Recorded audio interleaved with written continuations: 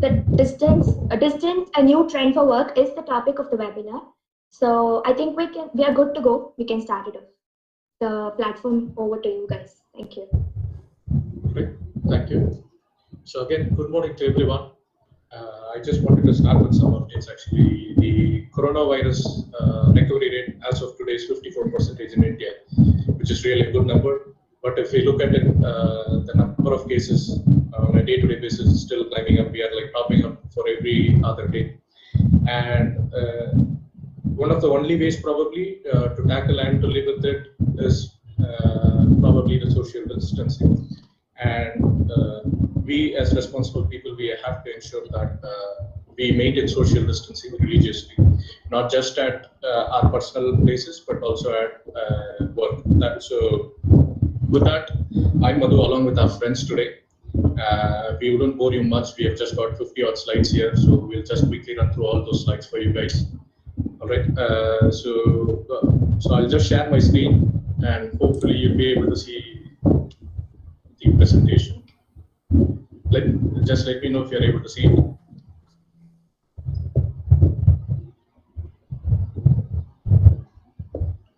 Guys, are you able to see the screen? Not yet, sir. Okay.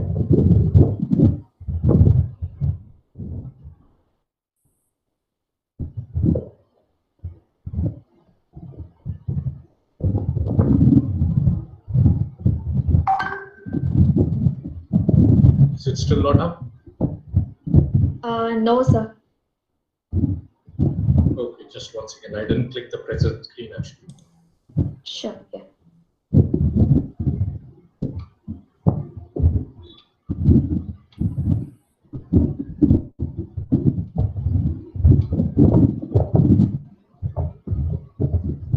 Yes, we can see now, sir. Right, thank you. Yeah. So distance is a new trend to work, right? So this is how things are just now. If you look at it, people are running away from people. To be honest, that is how it should be, but things are a bit different at places. It's all crowded, so but things are, but we are where we are, so things have to continue. From that perspective, people working part of the industry, they have to continue with what they are doing. So distance working was already part of things. The companies were working on it, but whatever the new normal is, companies had to move to this. And so currently around 90% of most companies, people have started working from home. So the new normal being COVID, this pandemic has created a big impact on us actually. So just to keep in comparison, let's say for common says it's the hurt, one day the impact is going to be high, it's going to be really short. And in comparison to the continental drift, it has taken years on. The impact is still big, but it isn't something that has happened pretty quickly, right? So the impact has taken its own time. And to put it into perspective, it might sound a bit cliche, but change is the only constant, and it is imperative for us to change along with our surroundings as well. So when we put COVID into this perspective, the amount of impact it has had in not just people working in IT, but the entire human community, it's really big. The amount of changes that it has brought in, now people have started calling this is going to be the new normal. And the impact that it has had, not just on IT workers, but across people, across varied communities, it is really big actually. And India as a country, we are still struggling to cope up with it. But from an IT perspective, the work still continues, right? So it's really, the impact has been really big. But fortunately, I would say the IT companies have figured out a way to quickly move away from the impact, and we are still delivering. But working from home has its own pros and cons, right? So COVID has been a catalyst for all these changes. So let me open it up to my friends who think COVID has been good from an IT perspective, from distance working actually. Yeah, hi, Sandeep here again. So I think thanks Madhu for the brief intro on it. That is precisely what it has been. Most of the industries were anyways working towards allowing people to work remotely, but it was a slow process as to get all these things, the infrastructure needed for it, to put in place the security constraints, which is very essential in several industries. I think this was happening, but it has been in progress for years. But what COVID has done is, for the reason that people have to be apart mandatorily, I think it has been a catalyst. And organizations have been able to ramp up the speed with which they were able to go with remote working or these kind of changes within a span of 2 months, 3 months. So this change was inevitable in any ways, but it is just that it has happened much fast. Now, what it has done is essentially to throw away the concept of the way work was done so far, and which is going to have a major impact on various aspects, like the roles people played, the way the work was tracked, the kind of work people have been doing, and I think all that will change. Along with that, there will be more and more impetus on new kind of jobs, the infrastructure domains, the kind of infrastructure management is going to change. And the way organizations have started thinking of recruiting people, putting them onto work or training people, I think all that is going to change. And that change is, to compare it with the famous movie Thanos, who intended a change, I think that is what is here today. The way we are conducting this seminar or this webinar today, I think that itself is a showcase of how we could have done it earlier as well. We could have had people or participants from around the globe or across the globe participating along with the people present in the college at the same time. So I think this change has been for good, and it has brought in a varied aspects and improved the situation overall for people to collaborate and work better. So I'll hand it over to my friends who would want to brief and try to elaborate more on why we feel it is for a good, it's for a positive change, and this is going to be here for some time now. Yeah, so just on continuing what Sandeep has been saying, especially predominantly many industries have been working towards having this concept of cloud, in a sense, coming up everywhere, which started slowly, but as COVID came in, it kind of fast-tracked the concept of people working from home in majority, predominantly IT industry. I believe it's also happening across many other industries where the people going out and doing something could be done right from your home, sitting in your living room or bedroom, or whatever that you want to do. So it's kind of inevitable. We cannot avoid it. And with respect to the responses that we were getting initially, working from home, people had this flexibility and choice. Choice was much better because they could do it in a relaxed way, and it kind of increased, reduced stress and increased their productivity. So there are a lot of advantages which remotely working on many employees, and many companies have seen benefits out of it, and at the same time, as I said, right, like many people moving to cloud is kind of it was already happening. It's just that kind of fast track now, and people started to like it. Predominantly, many companies, big companies, have come out and said that the productivity has gone up, the performance has gone up. People are putting more effort these days, and the outcome is really good. So I believe this will be a new normal, as she mentioned, and also with respect to the performance or the outcome of employees or the organization. Also nowadays they started to have something called as continuous feedback. So every now and then it's not like it's going to have feedback, an annual feedback or an half-yearly feedback. So it's all continuous feedback these days. So all these have contributed very much in work from home concept, wherein the performance as such have tremendously improved, as many of the companies have initially mentioned. So I believe it is the way it is going to go. That people will start working from home predominantly. Thanks for that, Raghav. That you put that nicely. Saran, do you want to say something as well? Yeah, go on. Hey, Madhu, can you go back to the slide? Yeah. I think. Yeah, I'll have to toggle between two. I'll go back. Yeah, just give me a moment. Sure. I mean, I can start talking about it though. So yeah. So as we look at doing, let's say, distance work or remote work, which is probably the most popular right now, right? As not a lot of companies have started kind of getting people back to the office. There are three factors that we need to take into consideration with respect to how it affects, both the employees and the employers, right?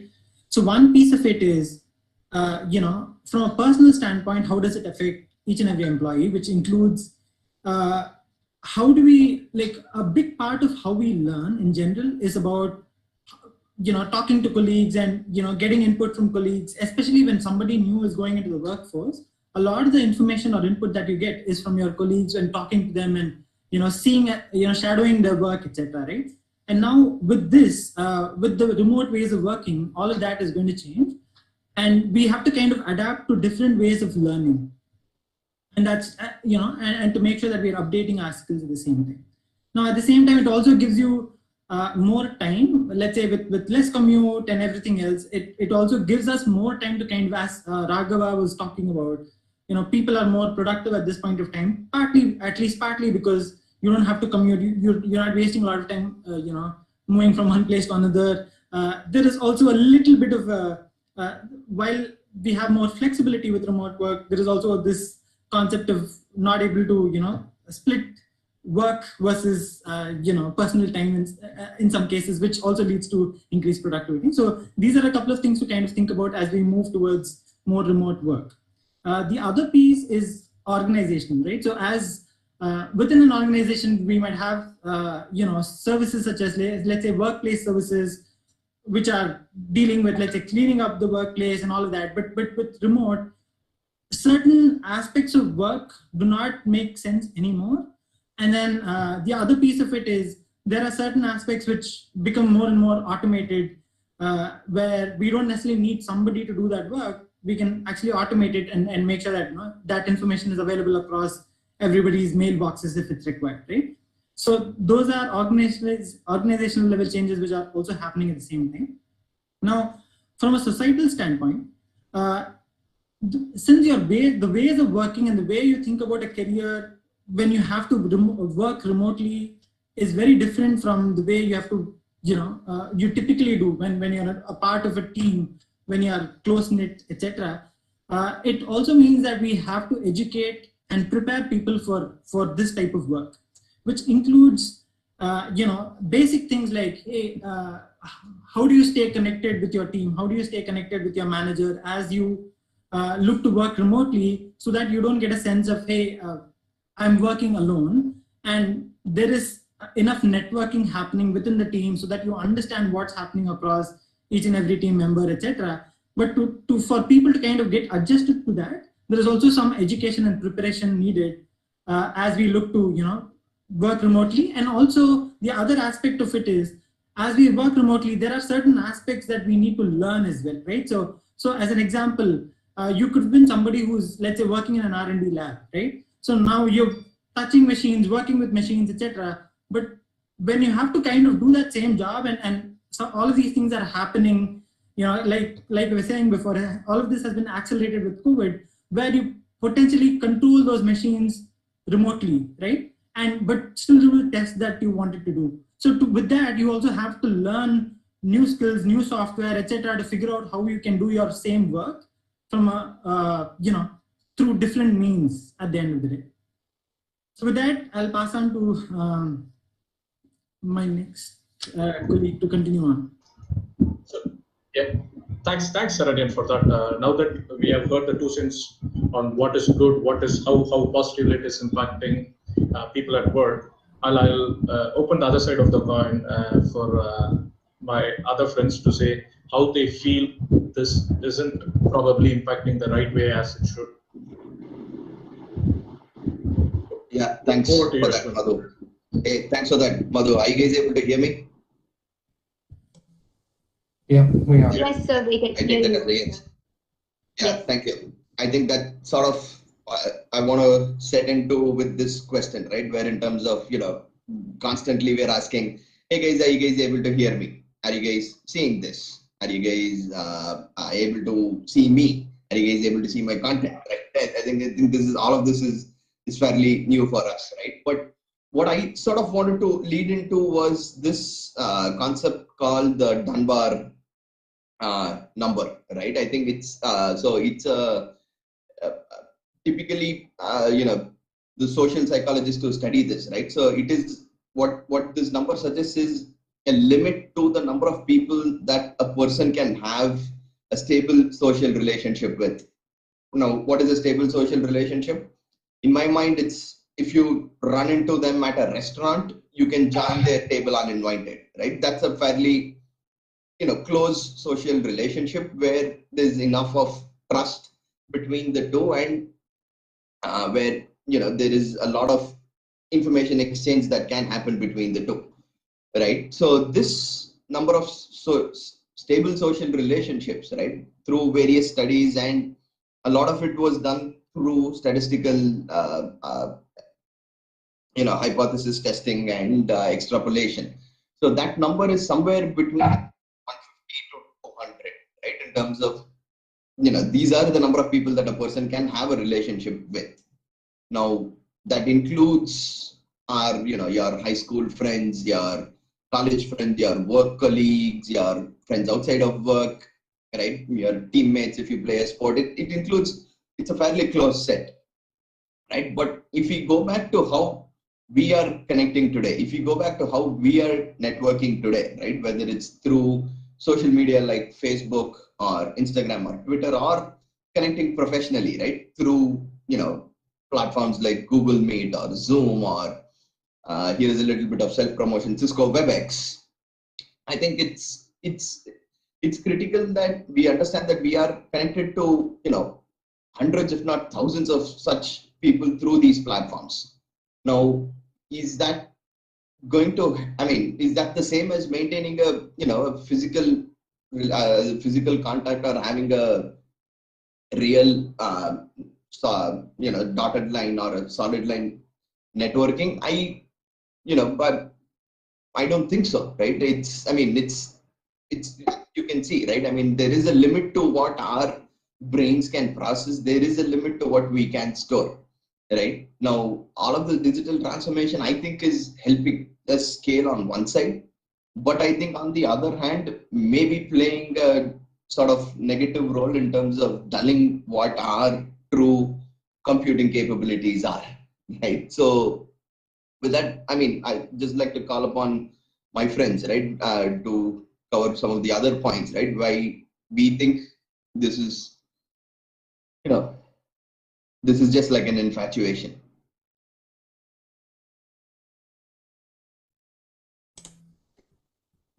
Thank you.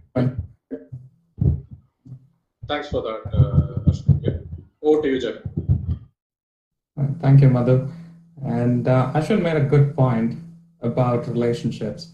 So I spend time with many work, sometimes discussing work, most of the time discussing work, but sometimes I do go out, possibly have a drink with them, go to a restaurant and all of that. That is relationship, and we are building networks, and we are expanding our scope of human interaction for that.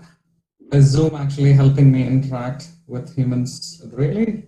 Yes, that is true. But then, am I forming meaningful relationships? That's a big question mark at this point. Next, we also have seen is that everybody loves to work from home initially. I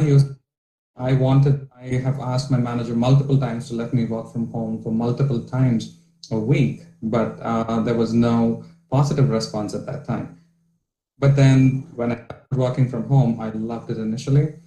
I gave it about 3 or 4 weeks before I started slightly hating it because the human interaction in my meetings was gone. The human interaction for which I mainly work for is actually gone. So I build systems and I build software for people to use. And how I get to build that is by actually talking to people, finding out what they need, looking at what they do, and making their lives better.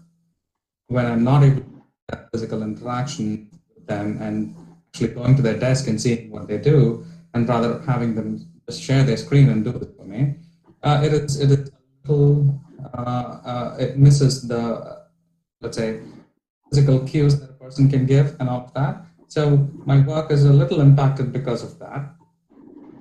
That is the first point. And then you will also notice that people with kids find it very difficult to work from home because, hey, no, they want attention from mommy and daddy. And if brother or sister who has a smaller one, of course, they want your attention too. So working from home for people with kids is very difficult at this time. The other thing is that some Asian cultures, and many of us actually, want to keep work and personal life very separate. I would not like to invite, unless it is very necessary, workmates home if they're not really close friends. If they are close friends, of course, my college mates are much closer to me than some of my workmates. So I would, in a heartbeat, invite everybody from college or from school, but from work, a little different. As you college graduates actually go into the working environment, you will also feel the same. Not all of your workmates are your close friends, and you would like to draw a line. At this time, that line is very blurred. You're not actually trying to draw a line, you're trying to define where the line is. And that is what is the difficulty that many people are facing right now. And with that, I'd like to hand it over to my friend, Sandeep, who's also going to talk about the other factors against this trend. Hi, guys. Yeah. Continuing with what Jayan has said, he has given the point of view working at home, how the family will probably interrupt your time at work and the focus you are giving to your work. Maybe you'll not be able to do enough justice to work. To bring in the other side of it, given the extent of time that we are spending at offices these days and the extent of your efforts that the work of any nature will demand, the only social interaction probably you will have is at work. I mean, you are hardly going out on the weekends, and if you are going out on the weekends, you are going with the family. Now, if you are doing the same thing working from home, where do you get that social interaction out of the close circle of your family? It's highly impractical for you to have a Zoom meeting and sitting at your home and someone else is at their home having a beer and you are not able to interact properly. That doesn't work out that way without a physical presence. That doesn't work out. And even in the business scenario, body language is something that you have to see it in face and you have to see the bodily cues to understand how the other person is behaving. And negotiation is something that is part of all the businesses these days. And body language is a huge part of negotiation, which is completely foregone in this scenario. Going a little bit towards my industry, the industries which have a physical aspect to them, not just working on the computer and they have a physical aspect like construction, manufacturing, mining, oil and gas. These industries leave out only construction contributes to around 13% of world GDP. And in that 13%, the people employed, if you see it as a lot, around 60 to 65 people employed in that industry are uneducated people. They are working on the field, they are working on the site. You cannot manage such kind of teams through a forum or through a tool like Zoom or Microsoft Teams. You need to stand on the site and make them work. Otherwise, it doesn't work. It never works that way. Unless until we see 100% automation, not even close. We are at say 10 to 20% automation, and India we are even further behind in construction or mining industry. Even if you see 100% automation in that case, you are still at your home, and the operator of an excavator is still at his home. You are not able to control what he is doing. And given the safety aspect of it, when you are working in a say a building project or something, or a renovation project where people are living inside a building and you are working on that, you are trying to manage that through internet like we are doing now. It raises questions on the safety of the people living in that building. It gives a very insecure situation for the people working there. Apart from this, I also believe that one of my colleagues pointed out that the productivity has increased while we are working from home. On the contrary, wherever again the physical work is involved, the productivity has dropped by huge percentages because the work is not happening, guys. I mean, let's be honest. I mean, construction cannot happen while you are doing social distancing. You need three different labor working in the same room, one doing tiling, other doing wall finishes, and third one doing ceiling fittings. It doesn't work with social distancing in such scenarios. What can work is excellent investment in R&D, which can assure 100% automation, which is not in the near future. I mean, it's not physically possible to do that yet. The second question that rises is, if you are doing that kind of an automation, what happens to the 60% or say 65% of the people who are working in this industry who will suddenly become redundant overnight?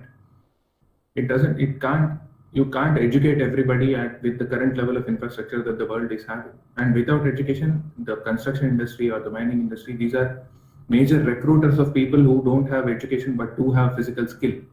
So all this become redundant if you are trying to do everything working from home. I think I'm going to hand over back to Madhu to summarize what we are saying. Yeah. Thanks pretty much, Sandeep. Thanks for that actually. So that totally gives a different perspective in comparison to how IT works, right? And so now that we have heard from both sides of it, there are quite a number of slides to still go through. I think I said 50 slides, right? So zeros, I tend to add it whenever I come to colleges. Actually, zeros is part of my college. So actually, we are done with the slides. It's just 5 slides. So I'd like to open up the discussion now that we have had different views on what is the pros and cons of it. I'll open up the discussion. I'm pretty intrigued to further hear from you guys. So I'll open it up. Yeah. I'll go first. So I mean, some interesting points by Ashwin and Sandeep. Just want to talk about some of those and give my own perspective there, right? So one piece of it that Jahan talked about was the fact that social interaction is missing, and which is absolutely true, right? So ideally, you want to be in a situation where you are interacting with people face to face for most part. On the other hand, a long commute is known as one of the biggest factors for stress, right? So I've known people who've taken like lower paying jobs simply because they don't have to travel for 1 additional hour and waste that time which you can spend with family, etc., and which gives you a much better work-life balance. And keeping that in mind, I would say, right, so we have the tools, though not physically meet people, we have the tools to interact well with people, whether it's through video or other ways, right? And one of the things that, in my own line of work, over the past, 10 years that I've worked, I've always had stakeholders or people that I've had to build relationship with who were never in the same country or same state that I was in, right? So I think for most of us, the reality is that we have to build relationships with people who are, working in different locations, which means that we have to figure out ways to, interact with them, let's say through video or other means, to figure out how we can do that well and build those relationships. So just want to add that there to say that, hey, I absolutely agree that social interaction is important, but at the same time, long commute times are like a big factor for stress, right? the other piece that I think Jahan talked about was also about people with kids at home having a problem.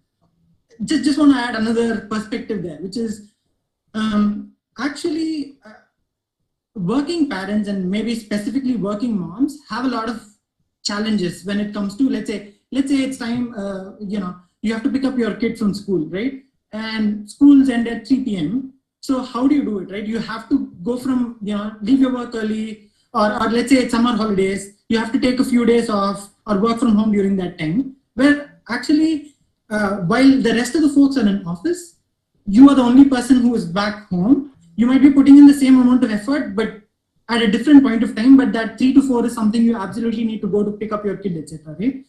With remote work, you can actually build more inclusiveness and promote equality because there is more flexibility, right? So when you're working from home here, you can obviously block that half an hour or 1 hour where you have to take care of your kid, but you don't feel excluded, and you don't feel like, your manager doesn't feel like, hey, you are the only person who is leaving, work early, etc. So that sort of equality automatically comes in when it's remote. And that's not the other thing. That's not the only thing, right? When you think about people with disabilities, etc., it's not very easy for them to, like, let's say, come to work and settle in a certain location, etc. But when you think about the fact that, when it's remote, everybody is kind of equal at the end of the day. It's just the quality of output that you give which matters. So those are a couple of points that I wanted to bring. And the other piece that I think Sandeep talked about with respect to civil engineering and, hey, it doesn't work with social distancing, and, there might be redundancy of work, etc. Just want to add that obviously there are restrictions on things that you can do remotely and things that you cannot, but I don't want to put a stopper on human innovation and say that, hey, this is the maximum that we'll do. For example, like I've said, I've seen work which is happening in an R&D lab, which I would have never expected would ever be done remotely, being done remotely, right? So we are always innovating, and I think COVID has kind of moved us like 10 years into the future with respect to innovation. And I can definitely see a future where, unless it's absolutely critical, there are, let's say, people doing certain aspects by just remotely controlling machines or whatever, right? So that might be something that happens in the future, simply because as long as it's, it makes sense from a cost perspective, it might be something which happens in the future as well. So just wanted to add my few cents there. No, I think, sorry, I mean, I mean, a lot of, I think that I think there is global consensus that technology is on us, and technology is transforming the way we live, the way we work, the way we play, in fact, even the way we love, right? I mean, gone are the days when, the two families would meet, or, I mean, to have so many, matrimony sites or social dating sites today, right? And apps which helps you sort of change the way you even meet people, right? But I think the other aspect of it, I think that we need to consider, right? I think is, what are we losing by doing all of this, right? Through this technology, right? What are the things that we've lost, right? And a couple of examples that I sort of want to give there is, when we were growing up in our generation, I think even phones were a luxury, right? I mean, I don't think all of us had a phone in our house, or even if you didn't have one, right? I mean, phone calls used to be expensive. So, and what I would like to sort of, if I recollect correct, right? I mean, you could just shoot off the numbers of all your friends, right? 10, 15, 20 different phone numbers that we could just shoot off at the top of our head, right? And today, with the advent of technology, right? I mean, the need for us to remember all of that is gone, right? With that, have we lost our ability to store and process such information, right? I mean, there is, in fact, I think going back to some of our own college days, guys, right? I mean, I think there used to be a lot of discussions on Arbit trivia that we would have, right? In terms of, what was the 100th movie that Marilyn Monroe acted in, right? And, there's a lot of stuff that you used to remember off the top of your head, which we sort of, you don't have to do that today, right? I mean, you can just ask the question on your phone and you can get an answer, right? Now, obviously, such technological growth is great, right? And as a species, I think we've thought a lot about, okay, how can we do it? How can we do it? What should we do and how can we do? I don't think maybe we spent enough time thinking, should we actually do it? Right? Because it's what in terms of, and I think that's where sort of the whole social capital kind of comes in, right? Where, the construct of these interpersonal relationships, right? How effective are these going to be in the long run, right? I mean, this whole technological transformation that we are talking about is still a relatively smaller period of time, right? You're looking at maybe 5 to 10 years, right? I think that's where the growth has happened exponentially in this space.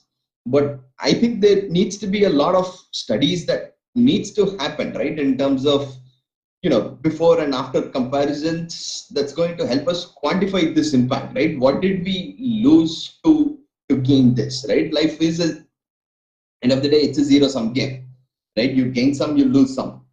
So in terms of all the gains that we've had, I think we need to at least understand all the things that we've lost so that we are able to sort of balance those out.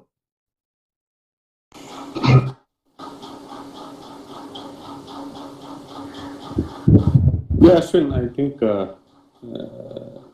what is happening, and in places where we thought that these kind of changes would never ever occur. We wouldn't ever have imagined a R&D lab running, or for that matter, there are hospitals now in India wherein the basic aspects or basic services provided by a nurse are being done by robots, so that to minimize the contact of the nurses. So I think, there are aspects, and we wouldn't have imagined, or we wouldn't have even agreed to this fact maybe a week ago, maybe 2-3 months back. We wouldn't have agreed to it. So I think this is the paradigm shift, and I think there are organizations which are making the good of it, the best of it. So things will change, but yes, not at a very slow pace. I think the steep is going to be, the slope is going to be quite steeper. The pattern is going to be the innovation, the changes, the way we work is going to change drastically. And also in some industries, I think it's a boon, because earlier, if I have to talk from an IT industry perspective or the services perspective, it is difficult to have a team of 5 people. Though, my best chap sits in Chennai, just because my company won't give him a transfer, or he does not want to move to Bangalore, I cannot have him in my team. Or there's another brilliant guy who sits in Kolkata, but he doesn't want to come to Bangalore because he can't have South Indian food. I can't have him in my team. But I think this will change that kind of an aspect. And there are organizations which are now slowly trying to hire people who can work from India for organizations abroad. So that will eventually bring in the concept of maybe an equality of pay, because today most of the people working in India in services industry wait for an on-site to go abroad and make some money. But if they are going to get paid on the same rates in future, I think they would be pretty much okay to sit in India with their parents at home and do the same kind of work. So this change is drastic, and whether you take it, whether we accept it, whether we don't accept it, I think it is going to hit us, and hit us hard to consume it the way we have it. Thanks, Sandeep. That again, in the short while, I could see there were multiple points on commute, innovation, embracing change, the pace of its change, quite a few things. But one thing that stood out for me, probably I would just want to throw it up again to you guys, is quality of work. Saranyan touched upon that quality of work is potentially going higher. So that could be one area, guys. So I'm quite intrigued actually, because personally I'm spending more hours sitting in front of my desk rather than when I was at a workplace. So quality of work, Ashwin or CVS, do you guys want to share a view on it from your perspective on work from home? Sure. So this is Jahan. So I'll take that, Madhu. So in terms of quality of work, I'm assuming we're talking about, let's say, quality of life more than quality of work. Right? So quality of life meaning I'm able to work 8 hours a day, and after working 8 hours a day, I'm able to switch off transition, maybe during the commute or without a commute, and then after that, it is all my personal time. I spend with myself, my family, and my friends. That is the quality of life that we have all been enjoying for millennia. And now the paradigm shift where the lines are blurring between work and free time, that's going to be a little difficult for people to adjust.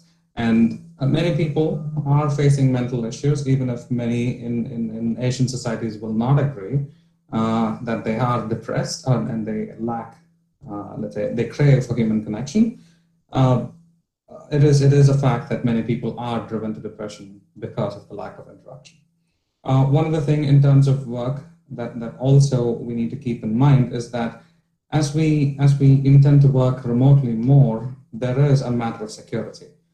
How secure is your workspace? How secure is your connection from your laptop or your internal machine to all of the systems that you have? How secure is your personal details and effects while you're working remotely? There have, of course, been a boom a boom of actually hacking attacks happening in the world. So that is an aspect that we have to consider. And as people work from home more and more, managers and employers would like to definitely know what your employees are doing. How are your employees really spending time? Are they really providing output? The amount of privacy violation and surveillance that is put on your local computers or your local workspace is only going to exponentially increase. It might become less and less apparent that you are being watched, but you are going to be. So is that really worth it? Is a question that you definitely have to ask. And one other point that we also need to keep in mind is the lack of transparency or accountability and enforcement. So when decisions are made in an office setting, in any industry, take any industry, there is a little bit of accountability because people are able to talk, are able to, of course, question, and there is transparency when decisions are made in the office because they are communicated widely. And there are some office, let's say, office technologies called radiators. It could be a TV. They're called information radiators. It could be a TV. It could be a workplace notice board. It could be a huge mural on the wall. Anything that actually transparently describes what a company stands for, let's say, for example. How do you actually do that when you have disconnected employees working in different places? And how do you actually hold the decision makers to account when they are making a bad decision when you're working remotely? That is a challenge. And as many of us, many of our speakers also mentioned before, the gradual shift from, let's say, a manufacturing-based economy to the service-based economy that India is right now is going to only accelerate at this time. We are moving away from an agricultural / manufacturing-based economy to a service and managerial economy where more people will have flexibility to work from home and will actually want it in their jobs. If not all the time, at least more frequently. What will it do to the other sectors? Let's say, for example, there is healthcare, which actually requires a person to be present to take care of a patient. What happens to manufacturing? What happens to construction, mining, and many of the industries that are blue collar, that require blue collar workers? All of them will get impacted because of this accelerated shift into a service / managerial responsibility that many people will see coming in the next few years.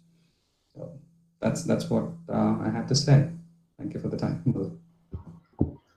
Yeah, thanks, Jen. That again, thanks for throwing some light on it. Actually, it's good to get different sides of it. And good to, so there is one thing that you touched upon again. It was on digital security actually. So of late there have been quite a number of phishing attacks, and if probably you guys should be aware that CTS, their private network was down for close to 10 days actually. So again, that was before the lockdown, to be honest. But from a digital security perspective, is again work from home a challenge, or how do you guys see it?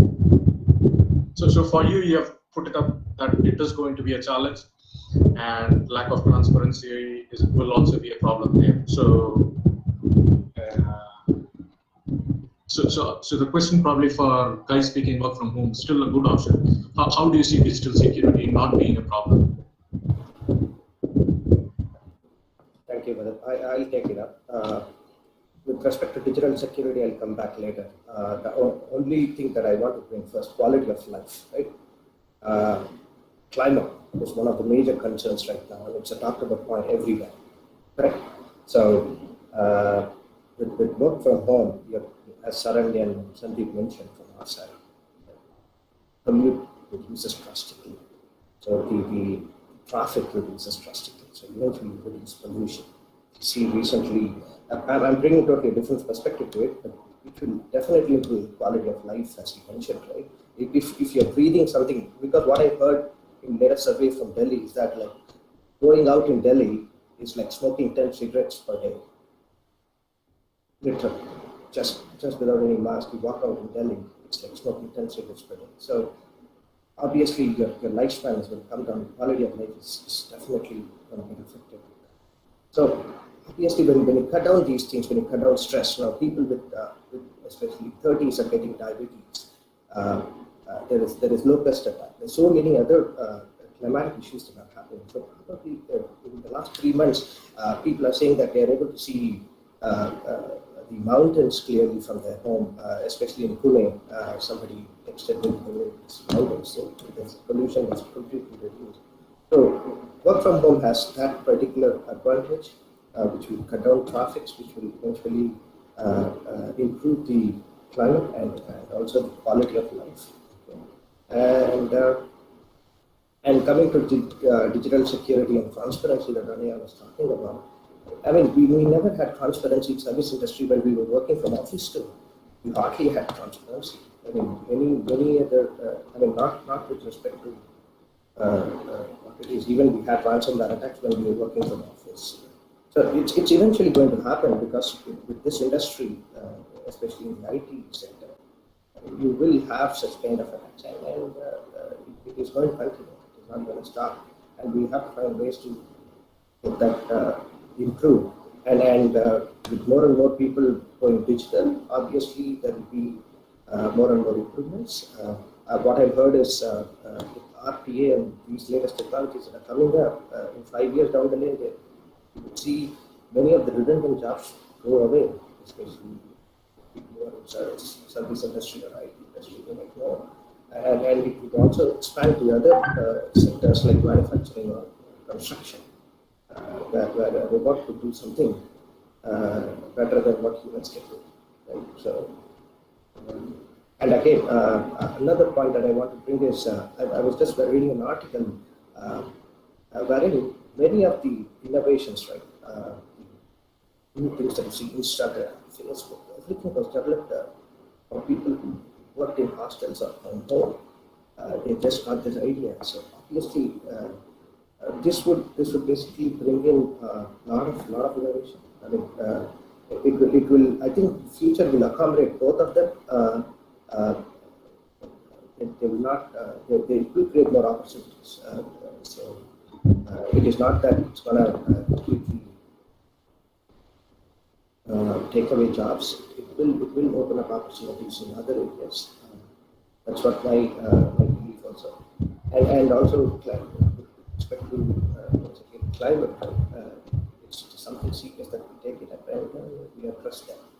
And this has provided at least a new path where people can concentrate on certain things. Because I believe in my industry, right, especially I work for TCS, they have huge electricity bills, and we have identified some programs. Raghav, before going in further, there were a couple of points that I just wanted to touch base actually. One, predominantly on health, and second was more opportunities opening up. When I say more opportunities, we have a further opportunity to add one other alumni, part of our batch actually. Ram has just joined us. Hi, Ram. Hi, Madhu. How are you doing? Very good, Ram. Thanks for joining us. Thanks, Madhu. So good to see you. It's been a while. So Ram, just now that you have joined, I'll pose the first question from my end. Actually, Raghav said that over this period of lockdown, it has given people to look at their health and probably improve on their health. Honestly, in the last 100 days, I've hardly walked 1,000 steps a day actually. If it was at office, I would do 5,000 steps at least. So to open it up to you, how do you see this lockdown from a health perspective? How do you see it?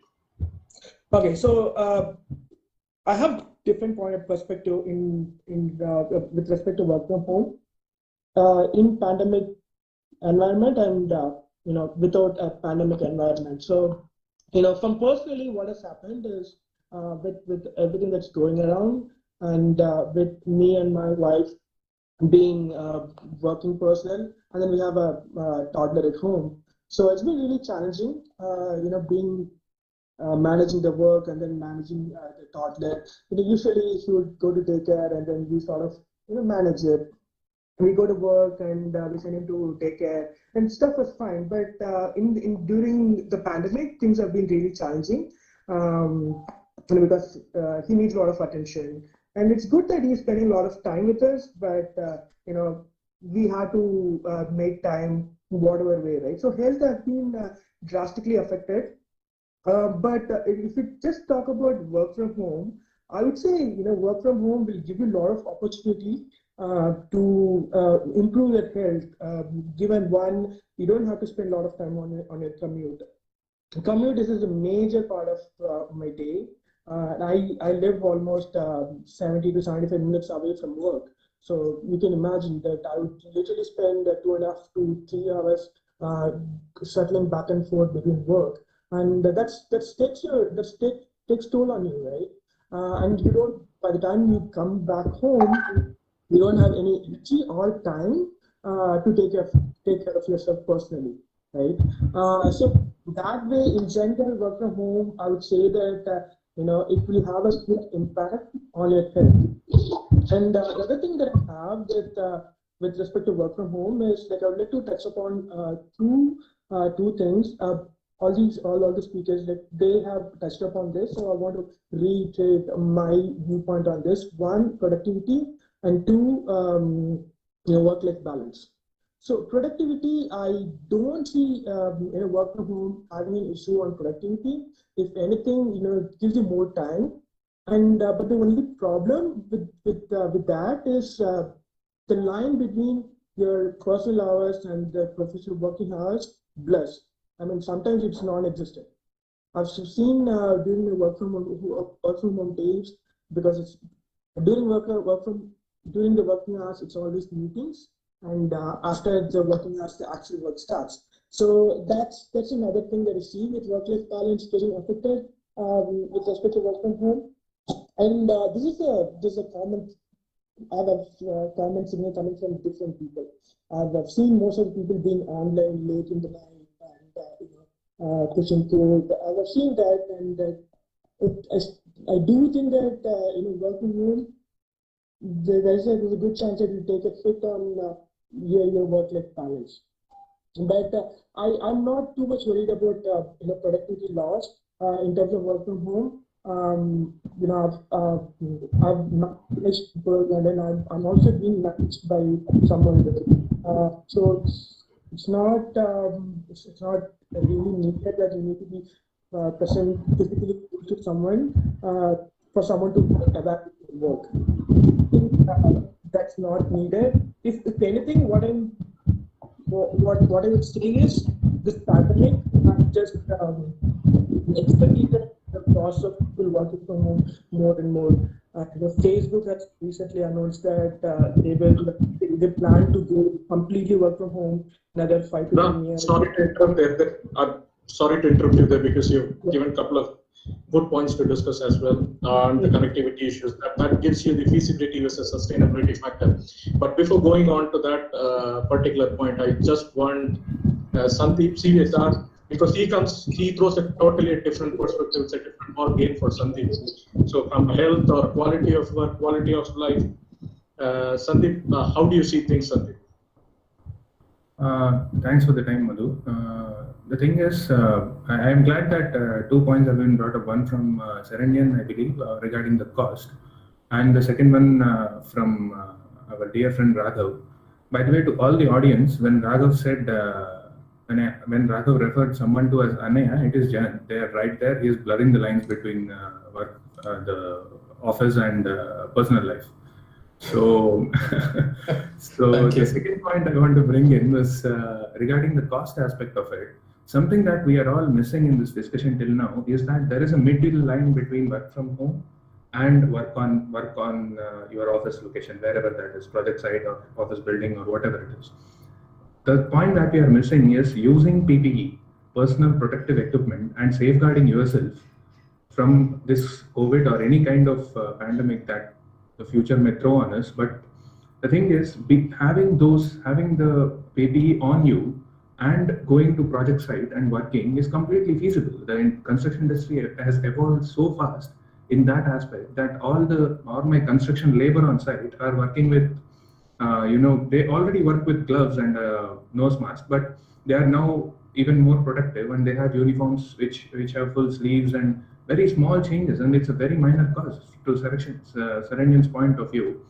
The only reason the construction industry or mining industry is not as automated as other industries is because of the cost involved, and the labor cost is much cheaper in growing countries like India, Brazil, or you say any African country for that matter. The manpower is much cheaper than automation. So to throw in on that light, you can equip the manpower with PPE, with protection equipment, to make it feasible to work on site and stay safe at the same time. So working from home in scenarios where it doesn't work, we need not focus ourselves completely and waste resources on developing such an industry into a work from home industry. Then it's better to invest on the minimal changes that the industry brings in that are specific to the industry, which can kind of draw a line between both the scenarios of work from home as well as work from office. Those are my points on that, Madhu. Thanks so much, CVS. Considering time, what I would want to do now is again open it up for a couple of minutes for each one of you to give your final views on how you see this, where it's going to take, where we see ourselves in the short term, mid-term, and long term, probably for the good or for the change. So, KG, do you want to start it? Yeah. So I think, as I said earlier, I think this is the good time for technologies and the human brain to evolve and innovate and to change the way we think, we work, we study, we learn. I think everything has changed with the way the coronavirus impact has brought in. So distancing would be the future of work in more and more aspects, and slowly but for sure all kind of industries, all kind of jobs will be impacted by the change which will come, and technologies will have to evolve. That is for sure, that we'll need a disruption in technology, and it will evolve to achieve what we need to get these jobs done.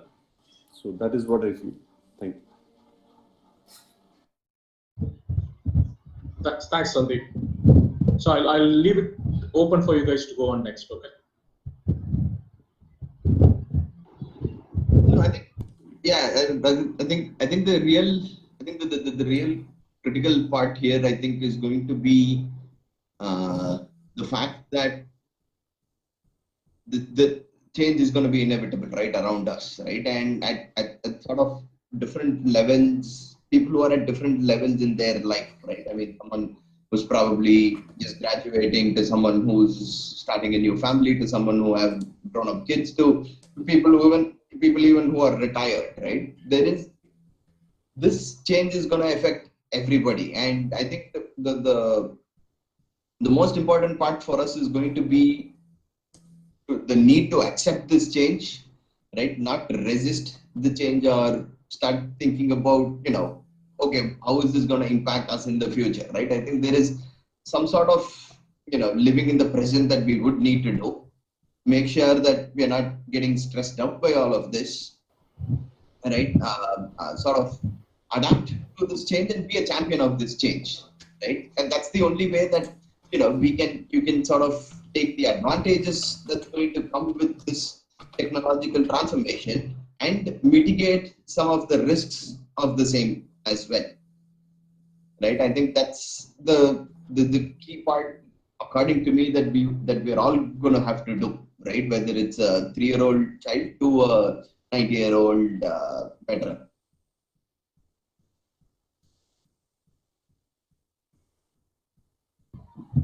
Yep. Thanks, Ashwin. Yeah. So my point of view on this is work from home is here to stay. And at least in the short term, I see companies encouraging people to work from home. As I was telling that Facebook, Twitter, and a lot of product companies have already started doing it.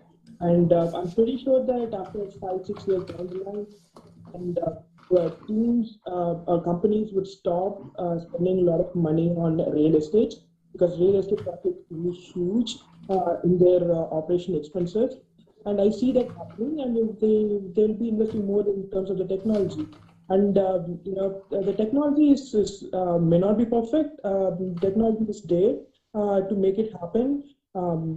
Before the pandemic started, if someone would have said that if a company like Zoom, which just focus on video conferencing, would be valued at 60 billion, I would have laughed at it. But now look at it. So that means that people are ready to invest money in the technology. And most of the technology problem, you throw money and resources, it will be solved. Even technology may not be perfect, but it is adequate, and it's only going to improve. And work from home is here to stay. And companies will start encouraging and start mandating people to work from home. And it's just the pandemic has just expedited this process. So In that case, I definitely. Sorry, Saranyan, just one thing. If work from home is great, I think I need to buy a better chair. It's high time I buy a better chair. Yeah, over to you, Saranyan. Thanks, Ram. Yeah. So yeah, just want to add a couple of points here, right? So I think there have been a lot of disadvantages that that we've discussed as well with respect to work from home. My only thought there is, all of these can potentially be addressed with technology and planning, right? So most of these can be addressed, but the benefits that we get are actually too good to disregard, is what I would say from my perspective. And some of the benefits in terms of time that you save, etc., is something that you cannot disregard, and it's something that we really should. We should figure out how to overcome the disadvantages so that we can reap the advantages. Yeah, pretty simply put. That was really nice, Saranyan. Thanks. So in terms of changes to everybody, so be it freshers like our students, our college mates who are listening in, or be it veterans of industry who have been working for so many years, the change, like Ashwin said, is inevitable at this time. But I would actually implore each one of you to weigh all of the disadvantages and the advantages, and institute additional protective measures for your privacy. Make sure that you are joining a transparent organization or being in a transparent setting, at least a team-wise, and this works out for you. So it might not work for you, it might work for you, but I guess we'll have to make a judgment call after we see how this trends. Thanks, Jagan. Considering time, I'll have to stop it here, guys. So I'll just try to conclude. Sandeep, do you want to just go to the last slide? I'm really sorry, guys, for others who couldn't share their last views, but we get a fair view on where we are with this. Just one statement, Madhu, I want to make. Let us not, to conclude from my side, what I really like what Ashwin said regarding accept the change, don't resist it. But to add on to that, don't force it on the industries which do not need this change as of now. So you accept if your industry or if your business line is in benefiting from accepting it, like Saranyan said. But if you have to force it and lose the benefits of the current scenario, then don't do it. I mean, nobody is forcing this on you. I mean, let it evolve naturally than going to force it. Yeah, really. Thanks for that. And just, I'll try to quickly conclude. I always found it really difficult to carry chess in college, actually. But here, with professors, principal, everybody, and I can carry it, whatever I've written down in these papers. So it's quite difficult to jot out everything, right? So we are in a digital age. Digital transformation is the norm. Everything is being digitalized. So embracing change is pretty important as part of this, right? So I think that there could be different factors impacting. There could be pros and cons, but keeping them aside, the change is here for sure. We are part of the change, and you guys who are listening to this are the change. Actually, we're going to make it for the better, and for us to survive in a better place. Actually. Okay. Yes, certain things will become redundant. It is the ripple effect, right? Having one change, having on quite a few others actually. So there are still some open questions how people want to address those things. For example, office is just not employees, right? It has, if you take one particular company in Chennai, Siriseri, TCS has got like 20,000 employees. It has got more than 1,000 workers every day in and out actually. So the impact that it has on them, the further impact that it has on employees who have hotels, who have shops, and who have flats for rent, everything has a ripple effect actually. So everything is going to change, and let's expect the changes for good. And as I pointed out earlier, you graduates, distance work is an option, or it might be it might be very common when you guys come in, but it is not going to have a big impact actually. When we started to work, I had to travel. I've never traveled outside Pondicherry, so it was quite a different journey. But with this digital age, I think you can sit at home. The cost effectiveness that you bring into your pockets is going to grow high. So I'll leave it in as an open-ended question. See, there are pros and cons, but we'll have to embrace the change. We'll also need to be part of the change. And one last thing is, during the discussion, one last thing before we go on to the QA. So during the discussion, I had my wife coming in, I had my kids coming in actually. So I leave it open if that is a good thing during a meeting or during a day's work, or is it really tough thing to manage actually. And guys, those who all feel it is for the good, be ready for online classes starting from 9:30 till 5 in the evening. Okay, thank you guys. And before handing over to question and answers, I'd just like to quickly thank Shanti Simon ma'am, Vivekanandan sir, and the principal for giving us this opportunity, for being part of this. Thank you so much, sir. We are always indebted for the college, and anytime, any help, feel free to reach out to us. Thank you so much. Over to you guys. If there are any questions, we are more than happy to take it.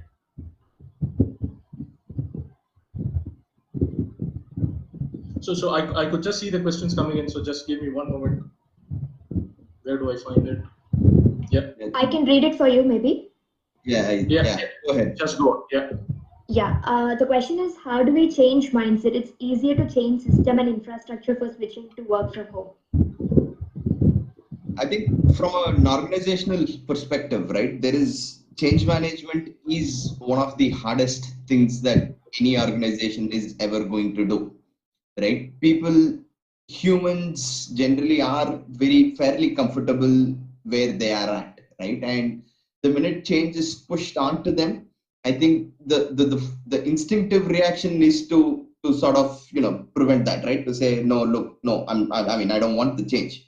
Right? The critical aspect, I think, is going to be to include them in the change, right? Position it as not something that is being forced upon them, but position it as something that they are going to want to do so that they can reap the benefits, right? And it's all about incentives, right? I mean, it's like, the stick and the carrot, right? So sometimes a stick approach is going to work, but more often than not, the carrot approach will work, right? You offer people the right incentives.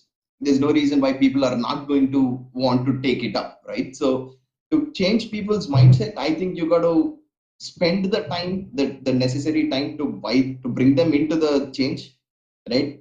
Don't treat them as external to the change. They are part of the change. Explain the incentives to them. What are they going to gain through that? Hear them out, right? Hearing their feedback out, and then sort of, making those necessary modifications builds the trust over time, so that they can then, embrace the change, and then they become a champion for the change, right? So broadly, I know it's a very much broader topic in itself, but I think broadly that's got to be the approach to drive change within a social construct. Yeah, thank you for that answer. So, I guess I wanted to ask about the mindset change in terms of others involved in a home setting when someone is going to work from home, and mothers would be expected to give care work, just because of the presence of staying at home and doing work. So issues such as that, the mindset of family members, and as well is what I was also looking to address. If I may take that, I think in freelancing world, there is something called home office concept, and that is going to come in most of the industries, I believe. Most of the people will have a certain specific room or a shed or a outhouse garage set up where they'll be doing the work from home thing. I mean, you can still draw the line. I mean, I know that the discussion has ended, so I'm going for the foresight now. But the thing is, you can always make changes to accommodate that. I mean, freelancing is the best example. Photographers who are doing freelancing work, audio, most of the Hollywood musicians work from home. They have a home office, and I don't think it's something that's new, but there is an investment in that. I think that has to be accommodated into the salaries, pay packages, and all these things, the incentives and all that. Like Madhu was saying, he needs to buy a new chair, and I'm saying he'll bill it to his company. I have no doubt on that. Thank you so much for that. We have further questions actually. Sorry, Ram. Considering time, there are further questions, so I think that would give us more opportunity. So, guys, on further questions. If not, Ram, I'll come back to you, but I think there are further questions actually. One thing I can say is I'm feeling sorry for the last benchers. Now they have a camera on their face and they cannot sleep in the classes, man. I mean, teachers might be having a field day at a college also. I don't think everybody is required to switch on video series up. If the class teacher asks you to do that, you got to do that. So as a part of, to add on to that, right? So I think there is this whole concept of tracking how much time people spend actively during these conference meetings, right? So a lot of these platforms actually give you the option to actually track that, right? In terms of, how many people are, have the conference window open, right? The meeting window open and are paying attention versus how many of them have just minimized it and are, on Facebook or on LinkedIn or, doing something else on the system, right? So there is, I think, with everything that's going to happen, right? The technology is going to provide one answer and three more questions, right? It's sort of like the chain, the uranium chain reaction, right? Where, one leads to three, each of which is going to lead to three, right? And it is going to be an ongoing process. So I think there's actually a few more questions coming in.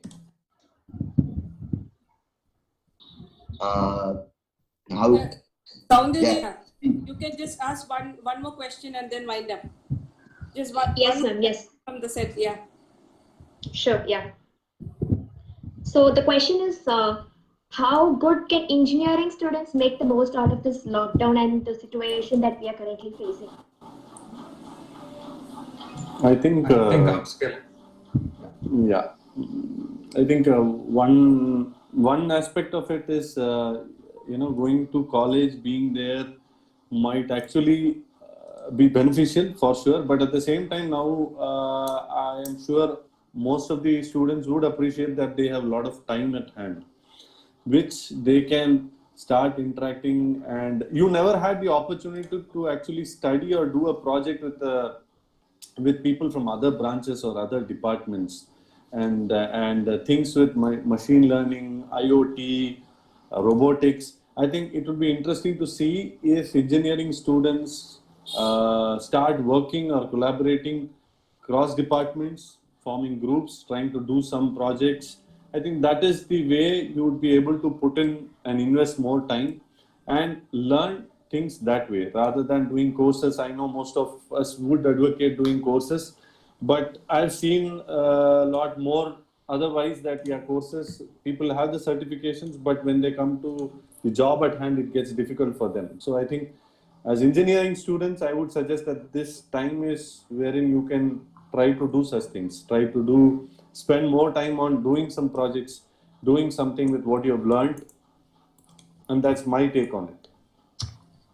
Just a small point to add on that. This could give a great opportunity for the students to interact with the alumni like us. I mean, start connecting with people in your industry through social media, which I don't think we have ever done that during the college days, not even in the final year. So I think that's one of the points that the students can adapt to. They can follow somebody who was in their industry, who's leading a member in their industry, like our guys here, Saranya, Ashwin, somebody, and interact with them on the practical knowledge of things.